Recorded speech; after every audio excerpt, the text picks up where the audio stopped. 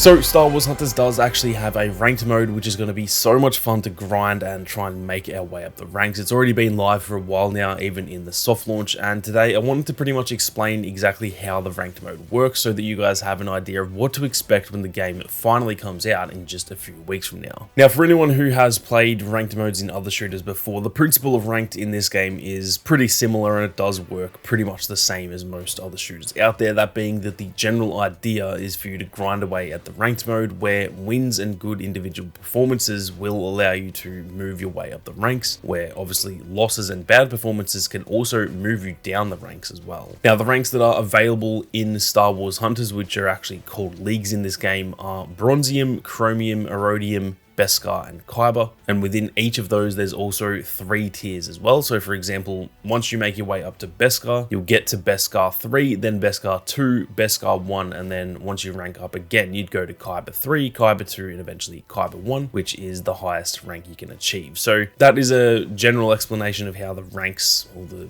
leagues as they're called in this game, actually work. And like I said, there is essentially 15. You will start at Bronzium 3, and eventually if you grind all the way to the very top, you can get to Kyber 1. Ranked is then based on seasons as well, with it telling you right at the top of the screen how many days are left to try and move up on the ranks. However, once a new season starts, which will happen usually every 2 months or so, the ranks are actually reset, and then you'll have to work your way back up the ranks again in the following season. Now, something to note about the ranks resetting each season is that depending on where you've placed in the previous season, you don't always have to start all the way back at Bronzium 3. If you rank in Beskar or Kyber, for example, then you might start off the next season in Chromium or even Erodium at the very beginning, which will obviously kind of cut down the time it will take you to get back to Kyber 1, and that is just kind of a bit of goodwill that's kind of giving you a slight head start as a reward for such a good performance in that last season. Now, before we go any further, if you guys are new to the channel and you are interested in more Star Wars Hunters content like this, be sure to hit that subscribe button and turn on those notifications. There is plenty more Hunters content on the way, so make sure you don't miss out. Now, how the ranks are gained is that, like I said, you do earn what is called RP, which I'm just going to assume stands for ranking points, based on whether you win as well as how good of a game you individually play too.